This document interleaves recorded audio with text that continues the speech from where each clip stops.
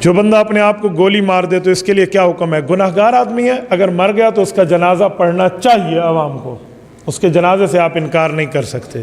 ہماری مسجد میں لوگ آخری صف میں 3 ٹکڑے بناتے ہیں، ان کے بارے میں کیا حکم ہے؟ صف پوری کرنی چاہیے، پچھلی صف والوں کی نماز مکروہ ہو جاتی ہے، صفوں کو پورا کرنا چاہیے۔ لوہے اور پیتل کی انگوٹھی پہننے کے بارے میں نماز کا حکم، نماز تو ہو جائے گی لیکن لوہے اور پیتل کی انگوٹھی جائز نہیں ہے مرد کے لیے۔ نماز میں لوگوں کو کندھے پھلانگنے کے بارے میں بالکل جائز نہیں ہے، کندھے پھلانگنا منع ہے، لہٰذا نماز کے معاملات میں ہمیں سیدھی طرح اور سنت کے مطابق آنا چاہیے۔ ختم نبوت کے نام پر کسی کی جان لینا ٹھیک ہے؟ قرآن حدیث اس بارے میں کیا کہتا ہے؟ جی ہم کسی کے قتل کا حکم نہیں دیتے، یہ یاد رکھیں۔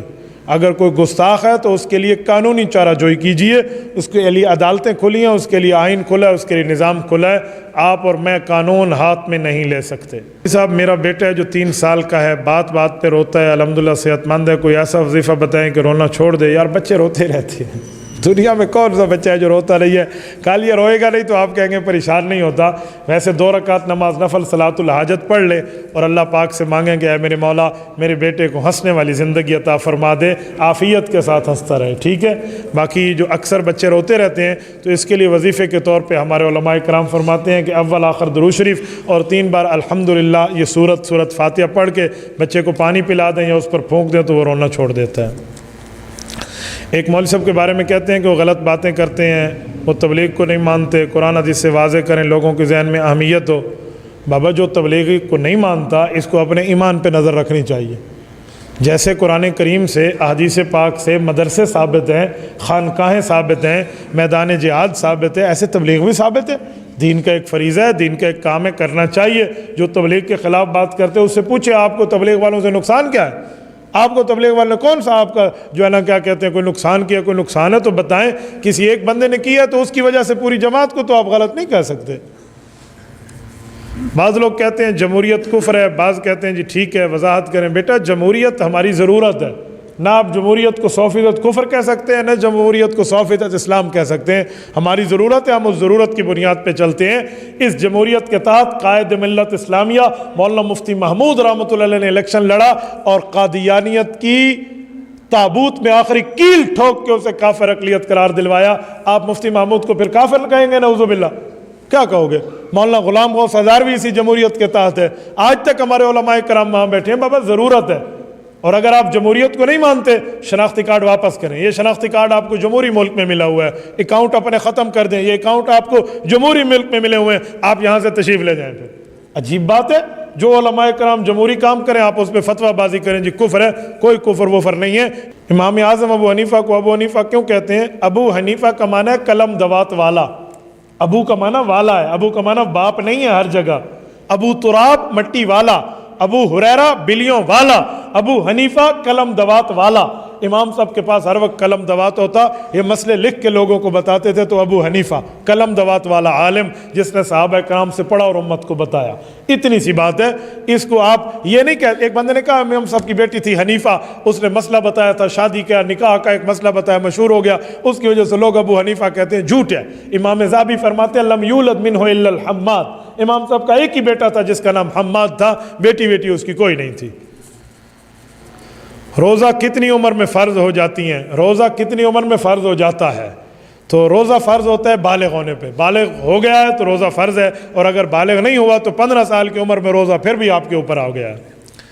دینی مدارس کا استاد اپنے شاگرد سے بدفعلی کرے تو استاد معاف کرنے کے لائق ہے؟ دینی مدارس کا استاد کرے یا اسکول کالج کا استاد کرے یا یونیورسٹی کا پروفیسر کرے، وہ بے ایمان ہے، اس کے خلاف تگ و دو کرنی چاہیے اور آئین اور قانون کے دائرے میں اس کے لیے قانونی ترتیب بنانی چاہیے۔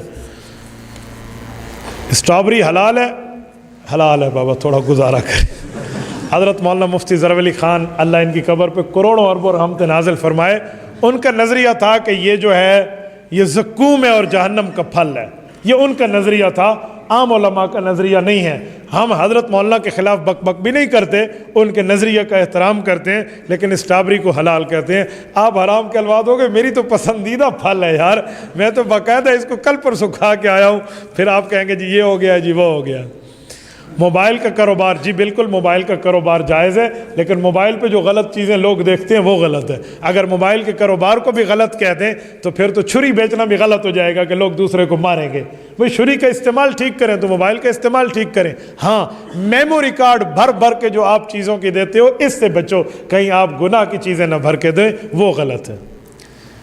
میری بہن بیمار ہے، اس کے سر میں ہر وقت درد رہتا ہے، وظیفہ بتائیں۔ حضرت مولانا جمشید علی رحمۃ اللہ علیہ رحمت والے، ان کا بتایا ہوا وظیفہ میں آپ کی خدمت میں عرض کیے دیتا ہوں، جو مجھے انہوں نے بتایا تھا، میرے 4 ماہ کے وقت کی بات ہے۔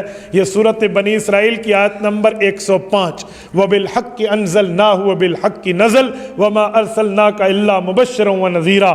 جب سر میں درد ہو ایک بار اس کو 7 مرتبہ پڑھیں، دوسری مرتبہ بھی 7 مرتبہ، تیسری مرتبہ بھی 7 مرتبہ پڑھیں، اور پھر تینوں بار سر پہ پھونکتے جائیں، اللہ پاک آپ کے سر کے درد کو ٹھیک فرما دیں گے۔ اور بالکل 100% یہ وظیفہ ہے، میں نے خود دیکھا ہے۔ مجھے درد شقیقہ کی تکلیف تھی، کبھی ادھر درد، کبھی ادھر درد، کبھی ادھر درد، اور اتنا درد شدت کا ہوتا، کبھی کبھی میرا جی چاہتا کہ میں اینٹ اٹھا کے سر پہ ماروں یا ٹکر دے ماروں، اتنا درد ہوتا کہ آنکھ کھولنا میرے لیے مشکل ہو جاتا۔ یہ حضرت مولانا کو اللہ پاک غریق رحمت فرمائے، انہوں نے یہ وظیفہ بتایا اور مجھے کہا خود پڑھو، اگر چاہتے ہو کہ آگے لوگوں کو دم کرو تو پھر اس کے لیے ایک ترتیب اور بھی ہے۔ فرمایا وہ ترتیب یہ ہے کہ ہر نماز کے بعد اس کو 7 مرتبہ پڑھو، اور 4 ماہ تک 120 دن مسلسل ہر نماز کے بعد پڑھو۔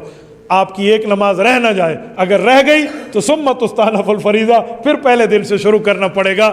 جب 120 دن تک ہر نماز کے بعد آپ پڑھ لو گے، پھر آپ اس کے عامل بن جاؤ گے، دوسرے کو دم بھی کر سکتے ہو، ٹھیک ہے۔ اور اگر آپ دم نہیں کرتے، صرف اپنے آپ کو کرتے ہو، پھر 4 ماہ کی ضرورت نہیں ہے، پھر آپ اس کو صرف 3 مرتبہ پڑھ لیں، یہ 21 مرتبہ ہو جائے گا۔ 7 7 7 7 3 21، تو یہ آپ پڑھ لیں گے اور ہر 7 بار کے بعد آپ سر پہ پھونکیں گے، انشاءاللہ تعالیٰ آپ کے سر کا درد نہیں رہے گا۔ اللہ تعالیٰ نے مرد کے دل میں عورت کے لیے کشش کیوں رکھی ہے؟ یعنی مرد عورت کی طرف مائل کیوں ہوتا ہے؟ میرے بھائی صرف مرد کے دل میں کشش نہیں ہے، عورت کے دل میں بھی مرد کی کشش ہے، ٹھیک ہے؟ عورت کے دل میں موجود ہے۔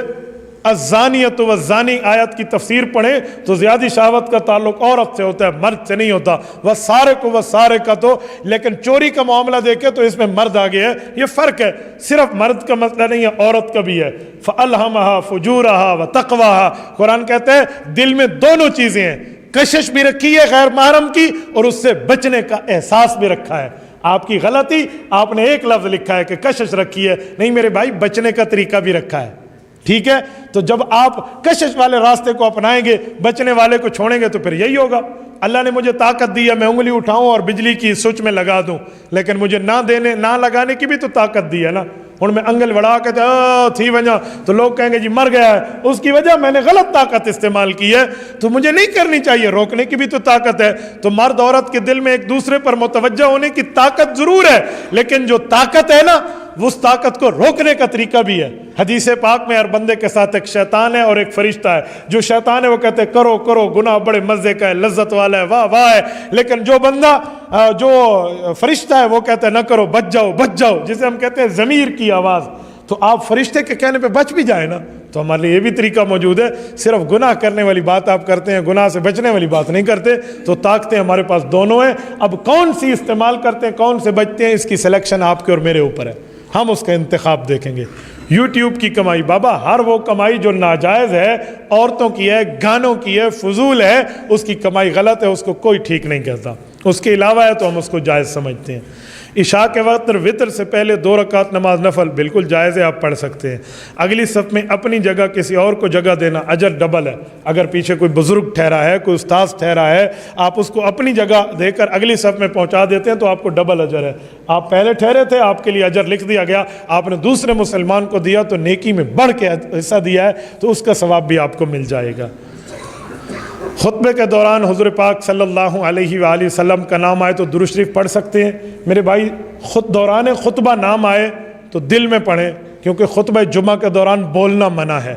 اذا خرج الامام فلا صلاۃ ولا کلام، امام ذیلی رحمہ اللہ نے نصب الرایہ میں حدیث پاک کی تخریج کی ہے کہ جب امام خطبے کے لیے آ جاتا ہے پھر بولا بھی نہیں جاتا، پھر نماز بھی نہیں ہوتی، تو آپ دل میں پڑھ لیں، بعد میں زبان سے پڑھ لیں۔ لیکن اس سوال لکھنے والے نے بھی غلطی کی ہے، اس نے حضور پاک صلی اللہ علیہ وآلہ وسلم کا نام لکھا ہے اور آگے درود خود بھی نہیں لکھا، اوپر سواد لکھا ہے، تو سواد درود نہیں ہوتا۔ درود کے لیے پورا درود لکھتے ہیں صلی اللہ علیہ وآلہ وسلم۔ آپ بھی غلطی کر رہے ہیں، آپ کو صرف صاد نہیں لکھنا چاہیے، آپ کو بھی پورا لکھنا چاہیے، تو بات آپ کی بنتی ہوئے نظر آئے گی۔ تو حدیث پاک تو نہیں، لیکن ایک بزرگ کو ایک بار خواب میں حضور پاک علیہ السلام کی زیارت ہوئی، تو اللہ کے رسول نے اس محدث سے فرمایا کہ جب آپ حدیث لکھتے ہو میرا نام آتے تو اوپر صاد ڈالتے ہو۔ انہوں نے کہا یا رسول اللہ جلدی بیٹھا ہوتا ہوں، تو فرمایا تیری سیاہی ختم ہو جاتی ہے اگر میرے نام پہ پورا درود لکھ لے۔ اللہ اکبر، اللہ اکبر۔ تو ہمیں اس پر دیکھنا چاہیے۔ وضو کے وقت اذان کا جواب دینا چاہیے؟ جی نہیں، آپ غرارے کر رہے ہوں گے، پانی منہ میں ڈال رہے ہوں گے اور اشہد اللہ الہ کہا تو بندے کے گلے میں پانی پھنس جائے گا، اس لیے وضو کر لے اور اس کے بعد آپ اذان کا جواب دے دیں۔